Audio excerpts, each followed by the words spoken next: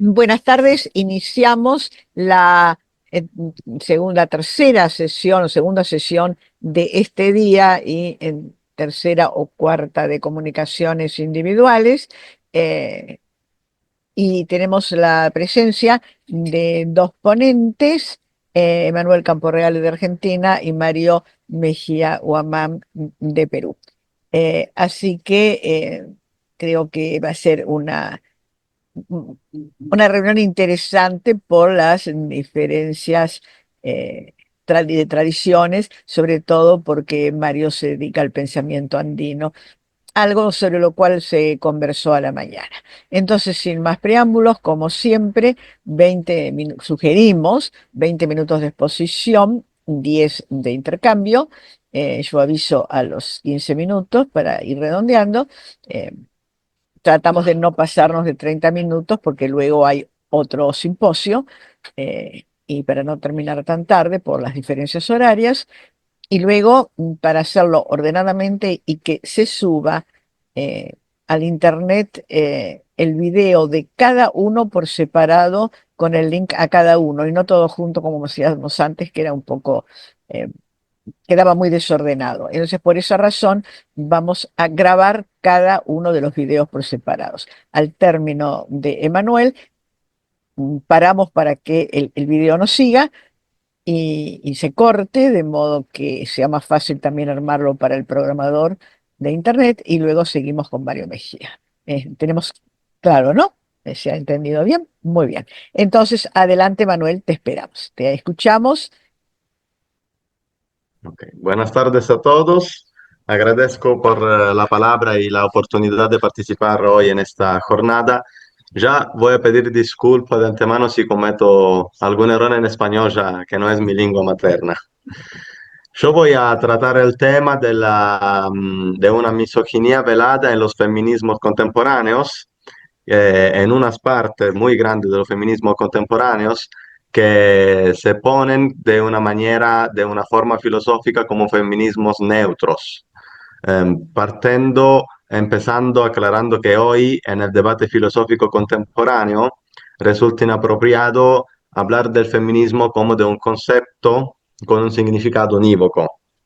Esto porque en el contexto histórico y cultural ha fragmentado progresivamente el movimiento feminista en una multiplicidad potencialmente infinita de interpretaciones en lo que respecta a su fundación, sus reivindicaciones, sus objetivos y el sujeto de su lucha, la mujer. Es precisamente adentro del feminismo, de hecho, que surgió lo que se ha dado en llamar teorías de género queer, es decir, el heterogéneo conjunto de ideas orientadas a revolucionar la identidad de la persona a nivel psicológico, antropológico y filosófico, y que se han alejado tanto de su origen que constituyen hoy un debate independiente o incluso en contraste con el feminismo que podemos definir clásico. O sea, el feminismo de la primera ola, los feminismos de las diferencias y también una parte del feminismo de la segunda ola. Esta posición, la del feminismo clásico, se considera hoy obsoleta, cuando no peligrosa, como lo demuestra el hecho que algunas feministas sean calificadas de manera despectiva como TERF, es decir, feministas radicales trans excluyentes. La defensa exclusiva de las mujeres biológicas hoy es una postura que debe superarse para dejar espacio a un pensamiento feminista cuya única constante es el entrelazamiento con sujetos pertenecientes a otras luchas sociales y civiles. Dado que la mujer no es una persona cuya identidad esté ontológicamente dada, ni cuya constitución sustancial sea diferente, pero de igual dignidad respecto a la del hombre. Hoy mujer designa una clase social orientada a circunscribir a determinados individuos en su interior mediante costumbres y teorías histórico-culturales que pretenden justificar su subordinación con respecto a la otra clase social, la de los hombres. La pregunta que tenemos que hacernos es, ¿cómo se ha producido un cambio tan radical adentro del feminismo? Los feminismos actuales, si se comparan con sus primeras manifestaciones, resultan antitéticos, respecto a los principios que hicieron posible el nacimiento mismo del feminismo. De hecho, según las intenciones de Mary Wollstonecraft, considerada la precursora del feminismo, era necesario una revolución en el horizonte sociopolítico de su tiempo, o sea, la Inglaterra de la época de la Revolución Francesa, que concebía a la mujer únicamente como una hembra, al mismo nivel que un animal, y no como una criatura racional. En su perspectiva, lo que debía transformarse era el sistema educativo, incapaz de formar la razón y las virtudes de la mujer. La causa de su subordinación era lo que ella nombraba como civilización, o sea, el proceso mediante el cual se desarrollan las prácticas de convivencia política entre sujetos dentro de una misma sociedad. También John Stuart Mill identificó en la civilización al principal responsable y exhortó a la sociedad inglesa a retornar a un estado de naturaleza para ganar la igualdad entre hombre y mujer. El problema entonces no radica en la mujer en cuanto tal, en su facticidad natural, sino en su interpretación gnoseológica dentro del horizonte social y político. Esta misma cuestión fue tematizada por Harriet Taylor Mill, quien observó que el error consiste en deducir una jerarquía social a partir de una distinción sexual accidental, como si la diferencia natural implicara lógicamente una desigualdad social. La igualdad en dignidad entre el hombre y la mujer debe, por tanto, garantizarse como un derecho natural, quizá con funciones distintas, pero con el mismo fin: la realización personal y la buena convivencia social, ya que la mujer es un ser humano al igual que el hombre, y ambos están llamados a ser miembros activos de la sociedad. En cambio, Wollstonecraft explica que es antinatural dedicar la vida al placer de entretenimientos inútiles, tal como ocurría con la mujer burguesa y noble en tiempos de la Revolución Francesa. Anticipando los debates entre naturaleza y cultura, así como entre sexo y género, Wollstonecraft habla de un conflicto entre naturaleza y civilización, explicando que se suele confundir la inferioridad de la mujer con un estado de naturaleza, cuando en realidad se trata de los efectos perniciosos causados por distinciones antinaturales impuestas por la sociedad. La causa de este problema reside en haber deducido, a partir de la mera diferencia de fuerza física entre macho y hembra, una diferencia cualitativa entre hombre y mujer. Y sin necesidad de negar dicha ley natural de la diferencia de fuerza física, Wollstonecraft pone en duda que de ella se puede derivar que las virtudes también tengan un sexo, es decir, que exista también una diferencia intelectual y moral además de la física. La primera ola del feminismo, entonces, no reivindicaba una igualdad indiferenciada entre hombre y mujer, sino que la fundamentaba precisamente en virtud de la diferencia entre los dos sexos. La mujer, en cuanto mujer, posee la misma dignidad que el hombre en cuanto hombre. Igualdad y diferencia no son partes contrapuestas de una misma dialéctica, sino que se designan como dos dimensiones distintas pero relacionadas. Podría decirse que igualdad y diferencia son diferentes y no iguales. Hombres y mujeres son distintos por naturaleza, y de hecho podría derivarse funciones diferenciadas en la familia como en la sociedad. Pero dentro de la sociedad misma, hombres y mujeres son iguales, y sus respectivas diferencias solo pueden comprenderse en el marco de una relación de igualdad entre seres. La igualdad debe garantizarse porque, además de ser hombres o mujeres, se es también seres humanos. No se debe incurrir en el error de interpretar el feminismo de la primera ola como una teoría que afirma que la mujer es igual al hombre, pero no obstante confinada al ámbito doméstico. Lo que se sostiene es, al contrario, que precisamente en virtud de su ser mujer, ella debe tener el mismo derecho natural que el hombre a poder ser al mismo tiempo padre, esposo, trabajador y ciudadano activo. La igualdad ha de conquistarse dentro de la diferencia. Si se limitara a negar las diferencias en nombre de una igualdad indistinta entre hombre y mujer, se correría el riesgo que ya Wollstonecraft había señalado, es decir, el de invertir el orden de las cosas. La igualdad no se alcanza renunciando a la diferencia en favor de una indistinción o de una oposición entre los sexos, sino afirmando que hombres y mujeres están llamados a realizar virtudes que son humanas. La diferencia debe ser reinterpretada y no eliminada. Un cambio, en ese sentido, se debe a Simone de Beauvoir, que intentó una fundamentación filosófica de la mujer, tal como pretendía realizar en El segundo sexo, ensayo que marca un punto de inflexión en la historia del feminismo. De Beauvoir no se proponía únicamente de criticar, ¿sí? ¿Me escuchan? Perfecto.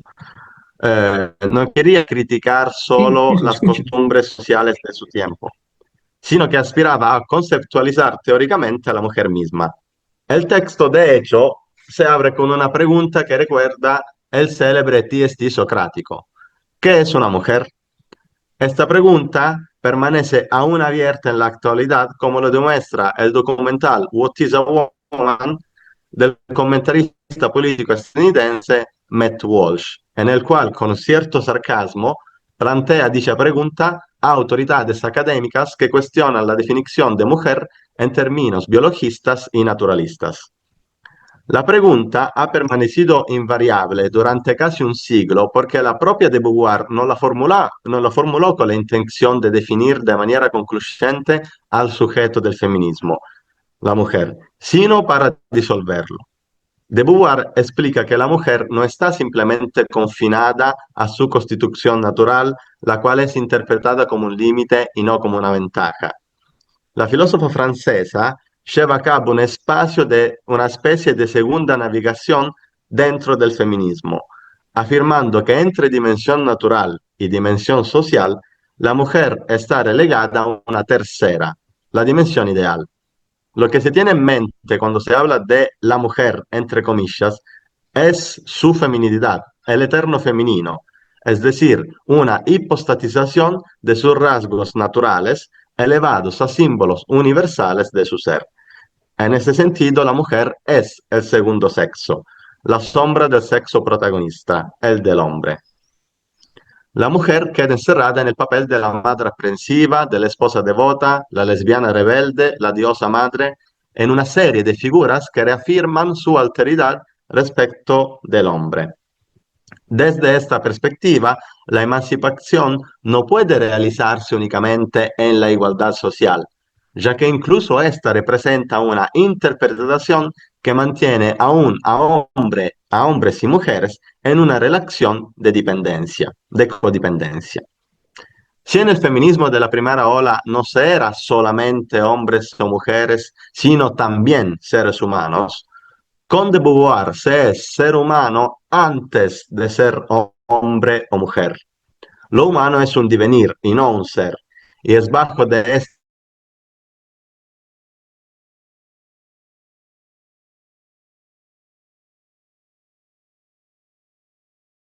lógica no posee ningún significado con valor de destino ni de norma, mas aún la historia de la humanidad consiste precisamente en la emancipación respecto de la naturaleza, gracias al ingenio técnico que permite liberarse de la propia facticidad corporal. Este es el avance teórico que se resume en el eslogan La Le biología quedan no es... 5 minutos, Emanuel. Ok, gracias. Este se resume en el eslogan La biología no es el destino, difundido a partir de los años 70 y asumido por gran parte de la segunda ola del feminismo como el feminismo radical de Shulamit Firestone, que desarrolla el concepto de mujer como clase social oprimida, juntando al existencialismo francés de Beauvoir también la teoría marxista.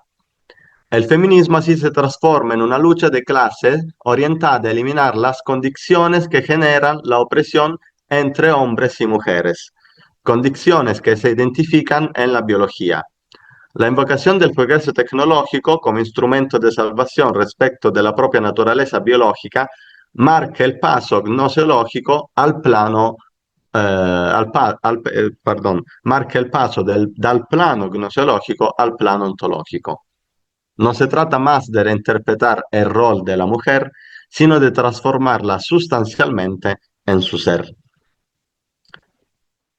Si el primer feminismo había trazado una línea divisoria entre natural y social, señalando en la confusión entre natural y social la causa de la subordinación de la mujer al hombre, ahora ese límite se desvanece nuevamente a causa del propio feminismo que absorbe la identidad de la mujer en el rol.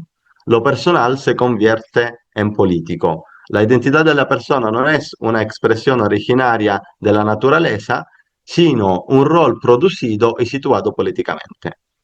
Si lo personal no precede a la dimensión política como dato natural, sino emerge dentro de ella y como efecto del horizonte político, entonces el individuo afuera del horizonte político no encuentra una identidad y un ser.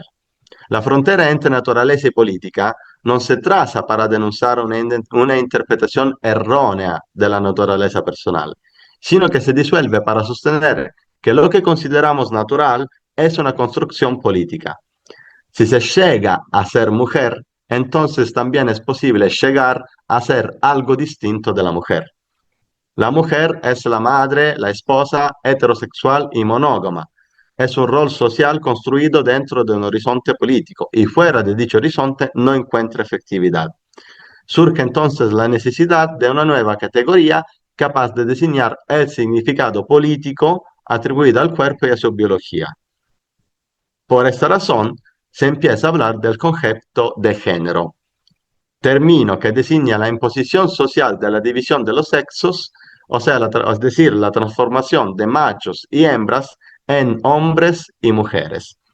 El feminismo no debe llegar a liberar a la mujer, sino liberarse de la mujer. Esta es la premisa velada en los pensamientos de Gail Rubin, Monique Wittig y Adrienne Rich, quienes identifican en el lesbianismo una práctica deconstruccionista de la clase social de género. La lesbiana no es la mujer definida en función del varón, sino una no mujer que está, una criatura que se sitúa además, más allá del género, una criatura post-género. A partir de Simone de Beauvoir, entonces, se sostiene que la hipostatización de la feminidad no resulta únicamente de una determinada configuración política, sino que se fundamenta en la condición biológica desventajosa de la mujer. Precisamente la misma razón por la cual es excluida en una sociedad machista y patriarcal. El feminismo entonces ahora libera a la mujer volviéndose neutro, es decir, renunciando a cualquier afirmación identitaria en favor de la anonimía de su sujeto.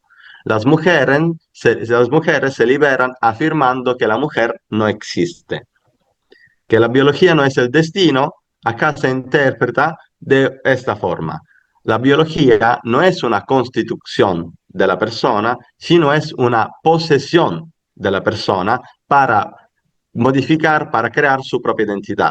Entonces, la crítica no se nace mujer, sino se llega a serlo, ahora se vuelve posibilidad. Si puedo modificar el cuerpo, gracias a las herramientas técnicas, yo no soy mujer.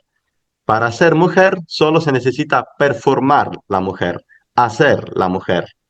Esto porque la mujer en su naturaleza, es decir, tal como nace, es considerada la causa de de su subordinación respecto al hombre. La De misma pantalla razón completa. por la cual la mujer hoy está excluida socialmente en una sociedad misógina y Totalmente. patriarcal. Gracias. Muchas gracias, Bueno, muchas de gracias. nada. Bueno, abrimos, tenemos muy poquito tiempo, abrimos rápidamente a preguntas, si hay alguna pregunta o consideración. Yo tengo dos, brevemente. La primera es eh, el tema, ¿cómo lo ves?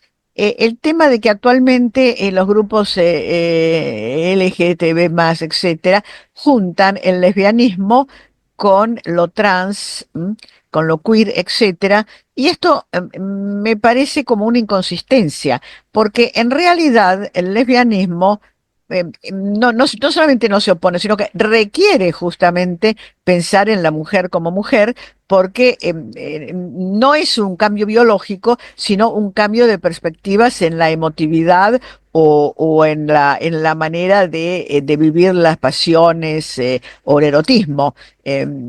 Pero no tiene, es lo mismo que la homosexualidad masculina, requiere dos hombres para que sea justamente homosexualidad, y si el lesbianismo es homosexualidad femenina, requiere dos mujeres. Entonces, juntar eso como más allá de los derechos, deberes, cuestiones morales que se puedan plantear, en lo que no me meto, porque eso todo digamos, es muy opinable, ¿no? Pienso que desde el punto de vista de la coherencia, si uno acepta que el lesbianismo es el amor entre dos mujeres, así como existe también la homosexualidad masculina, el amor entre dos hombres, entonces requiere dos mujeres y dos hombres. No se puede mezclar con lo trans, que es un concepto diferente, eh, incluso de la personalidad de lo biológico. La mujer lesbiana se identifica como mujer y ama a una mujer, no a un hombre, ni a un trans. Entonces, me parece que ahí hay una confusión en ese grupo, y mi pregunta es concretamente a qué se debe, porque no puedo pensar que no se den cuenta de eso. Eso es una pregunta. Y la otra, rápidamente también, es que eh, me da la sensación de que el hablar de la mujer como constructo, etcétera, me resulta incompatible con posiciones filosóficas materialistas a las cuales incluso sean freudianas o, o comunistas, digamos, marxistas, ¿no?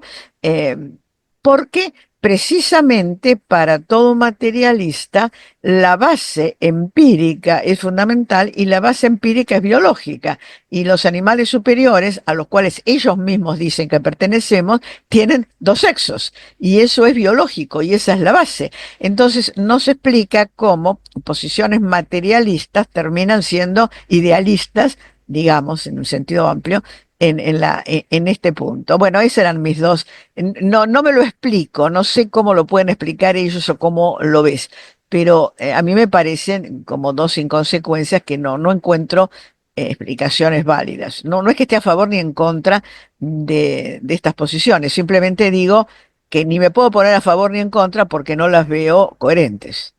Y para estar a favor o en contra, uno requiere que haya algo coherente a lo cual adherir o criticar. Bueno, ese era mi cuestionamiento. Sí, gracias por la pregunta. Son dos preguntas para mí que van totalmente dentro de la cuestión.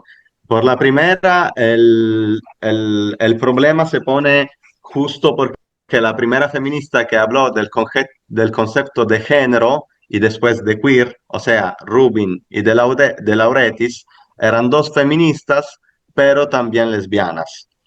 Entonces, proponieron de juntar la lucha feminista con la lucha homosexual de los derechos, porque la mujer, en el momento que yo me afirmo que una mujer se afirma como mujer, entonces está afirmando también que su cuerpo tiene un valor por su identidad.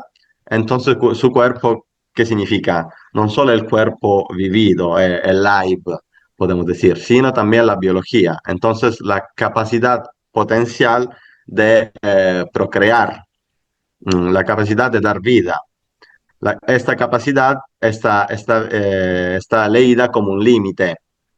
Entonces, en ese sentido, yo estaba terminando justo diciendo esto, o sea, cuando se dice que la biología no es un destino, en un primo sentido podemos interpretarla como algo positivo. O sea, que la mujer, que sea madre, esposa, soltera, homosexual, heterosexual, ama de casa o trabajadora, de toda forma es una mujer.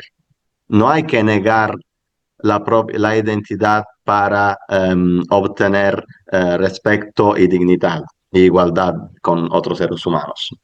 El tema es que, adoperando el marxismo, leyeron la mujer como una clase social oprimida, como un constructo histórico-cultural que solo por una mala interpretación se volvió a ser sumisa al hombre. Para confutar esta posición, se modifica el cuerpo. O sea, se confirma lo que quieren confutar. De hecho, acá se pone la segunda pregunta, o sea, esta no es una posición materialista, esta es una posición totalmente dualista y este dualismo es espiritualista. O sea, entre cuerpo y yo no hay relación. El yo, que yo hablo, defino este yo de manera espiritualista y no psicologista, porque tampoco la psique tiene su normatividad, porque la autopercepción no es una autopercepción psíquica, porque si fuera psíquica hay una explicación o neurológica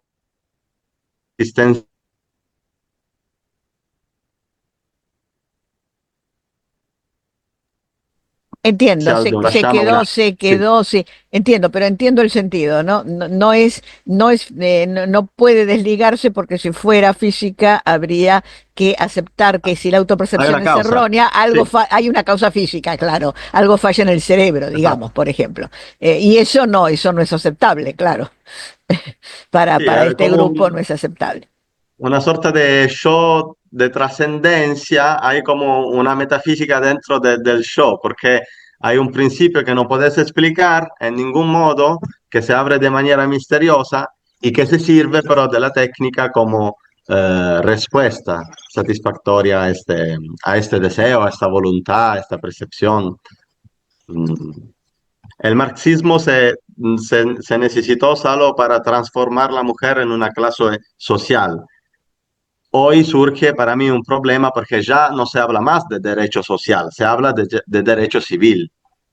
Pero si estamos hablando de una clase social, si la mujer es una clase social, lo que queremos obtener es un derecho civil, que la mujer sea la mujer biológica o la mujer que se dice como tal, es un derecho civil o social. Porque civil significa hablar de la persona como ciudadano en su dimensión de, privada. Si hablamos de derecho social, hablamos del ciudadano en la sociedad como trabajador, como su rol público. También en ese sentido hay una confusión total. O sea, hay una persona que está atrás de la sociedad, hay una persona en la sociedad mínima que es la familia o una pareja, um, y después hay la persona en su tarea social, en su rol social. Hoy ya más no se habla mucho de mujer como clase social, pero se sirve siempre de esta um, distinción entre social, que es normativo, y natural, que no es normativo, pero tengo que eliminarlo para demostrar que el social es normativo. Espero que se entendió Muy este bien, giro. muchísimas gracias.